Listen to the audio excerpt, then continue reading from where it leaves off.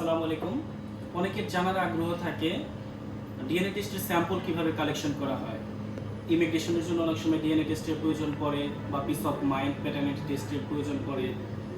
তো সেক্ষেত্রে ডিএনএ স্যাম্পলটা কিভাবে কালেকশন করা হয় সেটা আজকে আপনাদেরকে দেখানোর চেষ্টা করব। তবে তার আগে একটি কথা, আপনি যদি আমার চ্যানেলে প্রথমবার এসে থাকেন তাহলে please hit the subscribe button for more videos. আর যদি অলরেডি সাবস্ক্রাইব করে থাকেন থ্যাংক ইউ সো মাচ। আপনাদেরকে ফার্স্ট অফ অল দেখাচ্ছি হচ্ছে এগুলো হচ্ছে সোয়াব স্ট্রিপ।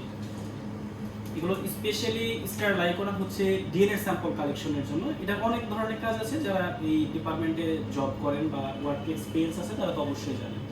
তো দুজন পার্সনের যদি আমরা ধরে নিলাম যে ফাদার এবং তার daughter or any kinds of kids, দুজনের জন্য হচ্ছে দুইটা স্যাম্পল কালেকশন করতে হবে। আমরা দুটা এনভেলপ দেখাচ্ছি। ধরে নিচ্ছি এটা বাবার জন্য দুইটা সোয়াব স্টিক এবং একটি এনভেলপ, এবং সন্তানের জন্য দুইটা সোয়াব স্টিক এবং একটি এনভেলপ। আমরা একটি কালেকশন করে আপনাদেরকে দেখানোর চেষ্টা করব। সোয়াব স্টিকটি যখন আমরা ওপেন করব, ওপেন করার পূর্বে অবশ্যই দেখে নেব যে এটা ডেটটা ঠিক মতো আছে কিনা।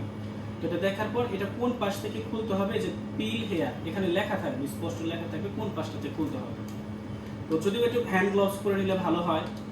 আর স্যাম্পল কালেকশনের পূর্বে কিন্তু কিছু গাইডলাইন ফলো করতে হয়, যেমন হচ্ছে 1 ঘন্টা পূর্বে কোনো কিছু খাওয়া যাবে না, যেমন ধূমপান করা যাবে না, অনেকে পান খাওয়ার অভ্যাস আছে সে জিনিসটা করা যাবে না, কোনো ধরনের ড্রিঙ্কস করা যাবে না, কোনো ধরনের খাবার খাওয়া যাবে না 1 ঘন্টা পূর্বে।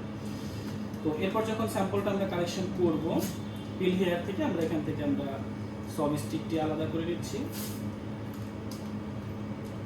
বিশেষ সতর্ক থাকতে হবে, যেই পাশটাতে হচ্ছে খুলতে হবে ওই পাশটাতে যে ধরতে হবে, কখনোই এই কটন যে পাশটাতে আছে সেই পাশটাতে কিন্তু স্পর্শ করা যাবে না, এবং এটা কোথাও নামানো যাবে না কোনো জায়গাতেই না। এরপর হচ্ছে প্রথমে পেশেন্টকে আমি নিজে কালেকশন করে দেখাচ্ছি।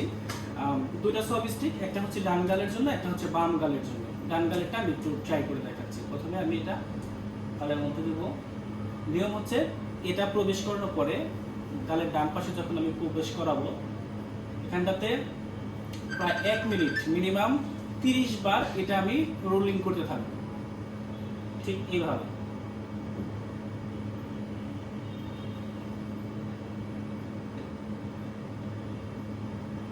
আমি ধরে নিলাম 30 বার এটা করা হয়ে গেছে।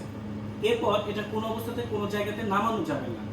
প্রয়োজনে এটা কোনো গ্লাসের মধ্যে এরকম ভাবে রেখে, আমাকে প্রায় 1 ঘন্টাও লাগতে পারে, এটা শুকাতে দিতে হবে। আমি এখানে একটু অন্যভাবে একটু শুকানোর ট্রাই করছি। এভাবে আমি রেখে দিলাম, এটা কিন্তু কখনো এটা টাচ করা যাবে না।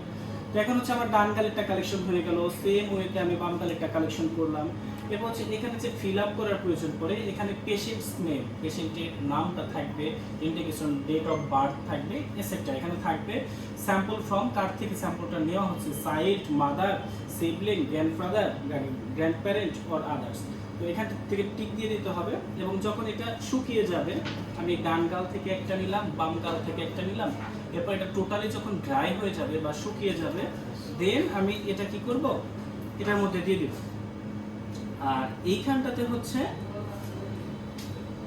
আঠা আছে, আমরা আগে যেমন পোস্ট খাম ছিল ঠিক ওইরকম ভাবে পোস্ট খামের মতো আমি এখানটাতে এভাবে আটকিয়ে দিব।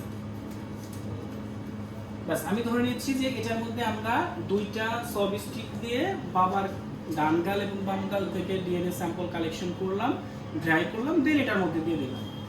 সেম ওয়েতে বেবি যদি 2 জন থাকে বা 3 জন থাকে বা যে কয়জনের যেরকম প্রয়োজন, ইমিগ্রেশনের ডিএনএ হোক বা যে প্রয়োজনই হোক, সেম ওয়েতে কালেকশন করতে হবে। কিছু ল্যাবরেটরি কিন্তু সোয়াব স্টিকের পরিমাণ প্রত্যেক পার্সনের জন্য 4টি করে দিয়ে থাকে। তো সেটা হচ্ছে বিভিন্ন ল্যাবরেটরির উপরে ডিপেন্ডেন্ট। সো আশা করি বিষয়টা আপনাদেরকে ক্লিয়ার করতে পেরেছি। কতটুকু বোঝাইতে পারছি সেটা আসলে জানি না। তো এই ধরনের ভিডিও যদি কেউ ইন্টারেস্টেড থাকেন তাহলে অবশ্যই আমাদের চ্যানেলটি সাবস্ক্রাইব করে রাখবেন। আর ফেসবুক থেকে দেখে থাকলে অবশ্যই ফলো দিয়ে কমেন্টে আপনার মতামত জানাতে পারেন। আর ডিএনএ রিলেটেড যদি আরও কোনো ইনফরমেশন আপনার জানা থাকে তাহলে ডেসক্রিপশনে দেওয়া আমার কন্ট্যাক্ট নাম্বারে আপনি হোয়াটসঅ্যাপে যোগাযোগ করতে পারেন। আমি একটু মুখে বলে দিচ্ছি, 01729858284 এই নম্বরটিতে অবশ্যই হোয়াটসঅ্যাপে টেক্সট করবেন। কন্ট্যাক্ট নাম্বারে ডিরেক্টলি ফোন দিবেন না এবং সরাসরি ফোন কল করবেন না। টেক্সট করে রাখবেন, হোয়াটসঅ্যাপে কল দেওয়ার প্রয়োজন নেই, টেক্সট করে রাখবেন। আমি ফ্রি সময় অবশ্যই রিপ্লাই দেওয়ার চেষ্টা করবো। আর কমেন্টে আপনার মতামত জানাতে পারেন। Thank you so much. আসসালামু আলাইকুম।